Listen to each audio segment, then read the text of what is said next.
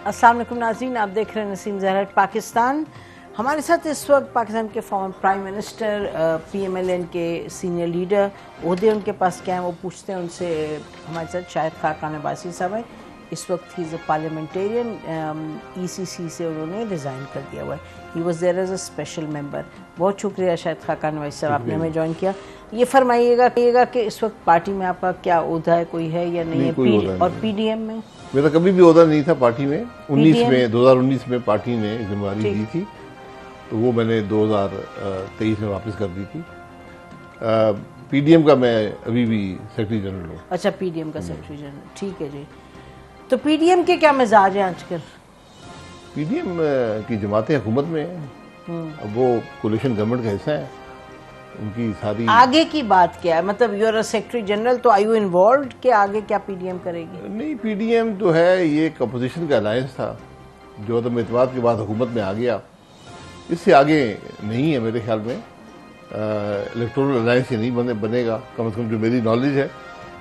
उसके अलावा अच्छा, इलेक्टोरल अलायंस नहीं बनने जा रहा?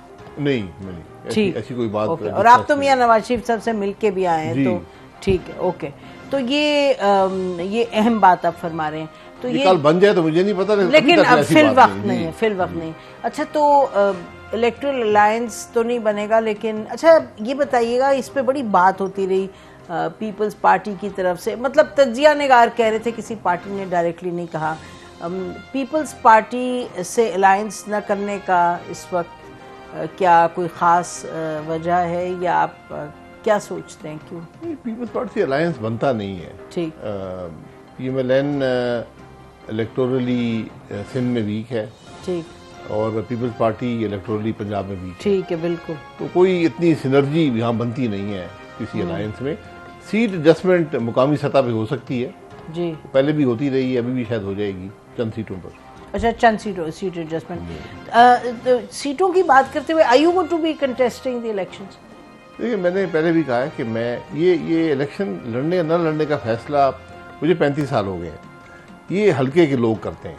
लेकिन मेरी इसमें राय ये है कि करते भी हैं और आप भी करते हैं, ऐसे नहीं, तो नहीं होता कि उम्मीदवार तो अपने आपको पेश करता है ना। जी, जी। लेकिन वो चॉइस भी आपसे खत्म हो जाती है एक अरसे के बाद, क्योंकि एक एसोसिएशन हो जाती हैं।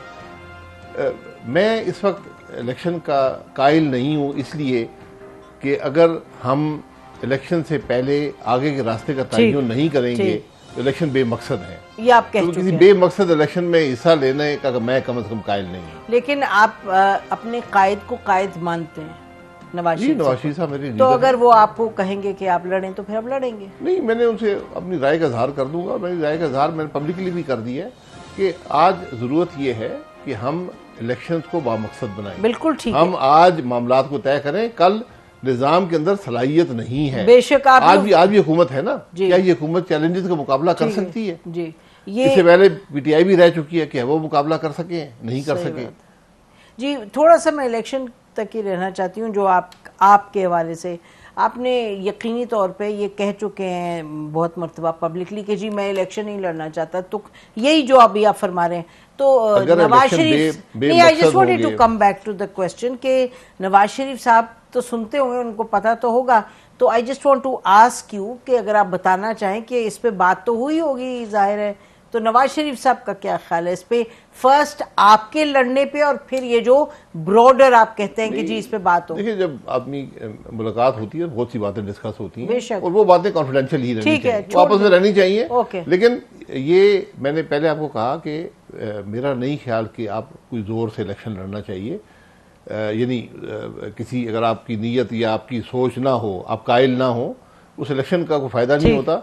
इलेक्शन को बामकसद बनाना आज इस मुल्क की पॉलिटिकल लीडरशिप का काम है। अगर ये नहीं करेंगे तो फिर एक बड़ी नाकामी आपके सामने आएगी। अच्छा, ठीक है। तो सबसे पहले ये फरमा दीजिएगा, अगर मुझे 3-4 पॉइंट्स दें ताकि नाज़रीन बड़ी क्लैरिटी से समझ जाएं कि जब आप कहते हैं बामकसद बनाने के लिए, what are the 4-5 things you think होनी चाहिए बिफोर द इलेक्शंस?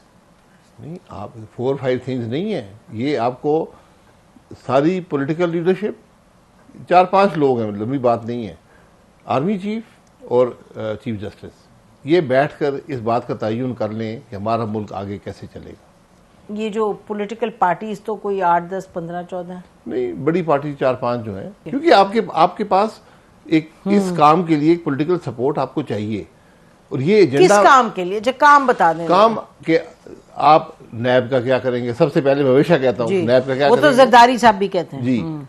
लेकिन आप लोगों ने तो मिलके उसमें अमेंडमेंट्स कर मैंने यही कहा ना, अमेंडमेंट नहीं, उसको खत्म करना चाहिए। अच्छा, एक दूसरी नैब हो बात गया। यह है कि गवर्नेंस का निजाम क्या होगा, मईशत में पॉलिसी, सर एक मिनट, गवर्नेंस का निजाम से मतलब कि क्या ये निजाम जो आज नाकाम हो गया है, हमारा जो पूरा सिविल सर्विस की जो ब्यूरोक्रेसी है, क्या ये निजाम चल सकता है? तो आप, मैं इसलिए समझना चाह रही हूँ, आप गवर्नेंस जब कह रहे हैं तो are you only talking about the bureaucracy या उसके भी कुछ एलिमेंट्स है? सिर्फ ब्यूरोक्रेसी ले लेना। ठीक। फिर जो इदारों की आपस में इंटरेक्शन है, वो रिलेशनशिप क्या होगी, जो सूबों से रिलेशनशिप है वो क्या होगी, सूबे इतने रहेंगे या नहीं रहेंगे? जी, ये भी आप सोच सकते हैं, ये से बात हो सकती है कि नए सूबे बनने चाहिए या नहीं। अगर उस पर कंसेंसस नहीं होता तो उसको फिर डिवॉल्व करें अथॉरिटी को लोअर लेवल पे। सूबे जिस तरह आज हैं, ये सूबे डिलीवर नहीं कर रहे। और फिर जो आपकी फाइनेंशियल रिलेशनशिप है सूबे के साथ, उसको भी आपको रिव्यू करना होगा। एनएफसी अवार्ड प्रोटेक्टेड है आइन के अंदर, उसको आप रहने दें, लेकिन जो सूबे की जिम्मेदारी है गैस के हवाले से, बिजली के हवाले से, ये वो पूरी करें। तो ये बहुत सी चीजें जो इंतजामी ढांचा है मुल्क का, जो मुआशी ढांचा है, इसको आपके एक रेडिकल रिफॉर्म आपको चाहिए।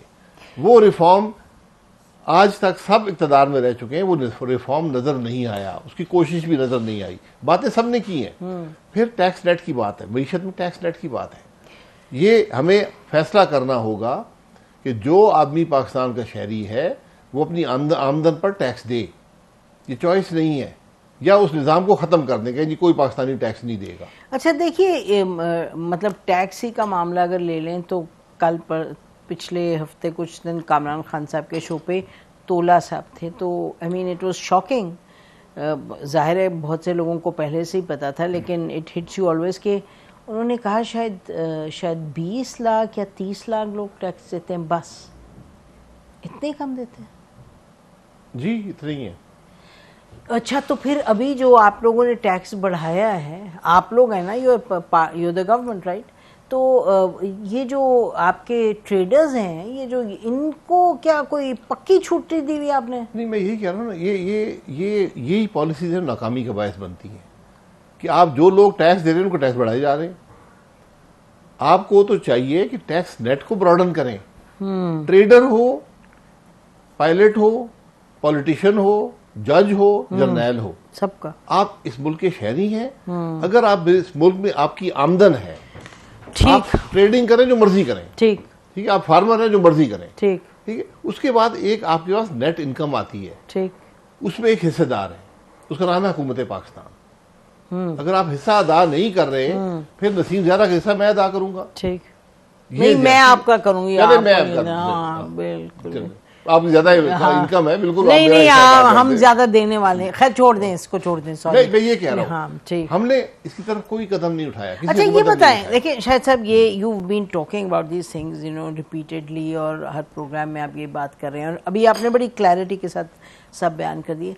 मुझे ये समझाएं कि आप मतलब गवर्नमेंट प्लस सियासतदान सबसे आप बात करते हैं, are there any takers of this? मुझे ये बताएं, कोई इस मुल्क में है जिसके पास ताकत है और जो असरअंदाज हो सकता है या सकती हैं ऑन अ प्रोसेस?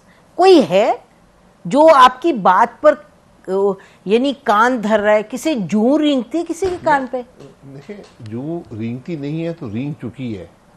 जिस घर की आमदन सूद भी अदा ना कर सके और उस घर के रहने वाले अपना हिस्सा ना डालना चाहें, वो घर कैसे चलेगा? वो घर नहीं चल रहा, इस बात को समझें।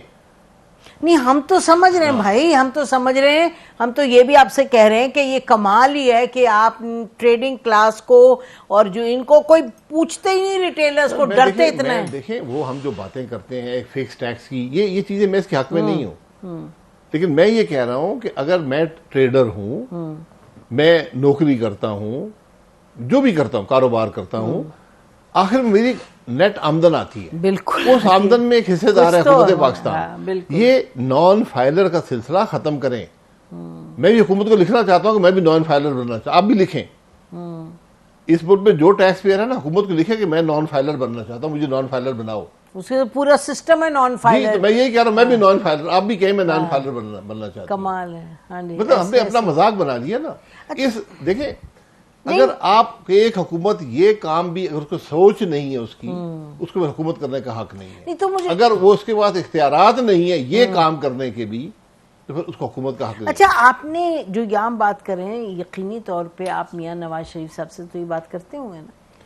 देखिए, मैंने हमेशा ये बात की है, मैं आज की नहीं कर रहा हूं। तो मुझे बताएं, मैं देखें, समझाएं ना। देखें शाहिद साहब, आप जो कहते हैं, आपने बहुत मर्तबा कहा है, आई थिंक जो व्यूअर्स हैं ना, वो ये सुनना चाहते हैं, क्योंकि इन अ सेंस वो इतनी ऑब्वियस बातें जो आप कर रहे हैं, यानी इतना मंतक है। अपनी बात नहीं करना चाहता हूं कि मैं क्या करता हूं नहीं करता हूं।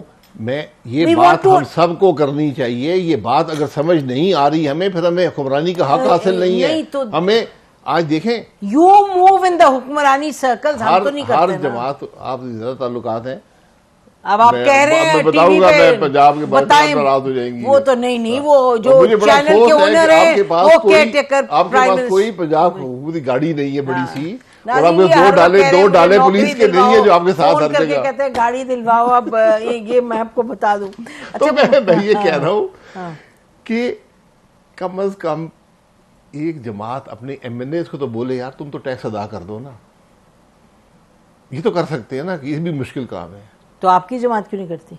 मैं फिर नहीं शाहिद साहब, ये सवाल मत करें ना। ये बड़ी अजब, मैं आपको बताऊं, ये पूछना चाहिए। अगर जब हमने नॉन फाइलर कैटेगरी बना दी, फिर हम क्या पूछेंगे किसी से? फिर वो नॉन फाइलर है। यही तो खराबी है। जिस मुल्क में वो लोग जो दूसरों पर टैक्स लगाते हैं, अभी बजट अप्रूव हुआ ना, जो असेंबली के अंदर 342 लोग जो मौजूद हैं या नहीं मौजूद हैं, कितने उनमें से फाइलर, नॉन फाइलर मेजॉरिटी? आप देख लेना। सबसे पहले तो उनसे सवाल करें कि यार तुम टैक्स देते हो कि नहीं देते हो? अगर टैक्स नहीं देते हो, आमदन कहां से आती है? ये हम सारा दिन करप्शन की बात करते रहते हैं। और मैंने कल किसी ने पूछा तो मैंने कहा कि नैब ने यह साबित कर दिया है, नैब सबसे बड़ा सबूत है, इस मुल्क के सियासतदान मुकम्मल तौर पर पारसा और ईमानदार लोग हैं, क्योंकि नैब ने आज तक किसी को पकड़ा नहीं है 24 साल में। तो साबित हो गया ना कि इस मुल्क के सियासतदान बिल्कुल पारसा हैं, कोई करप्शन नहीं करते, कुछ भी नहीं करते, क्योंकि नैब 24 साल में किसी को पकड़ नहीं सकी। अब मुझे बताएं, तो सवाल बड़ा सीधा है।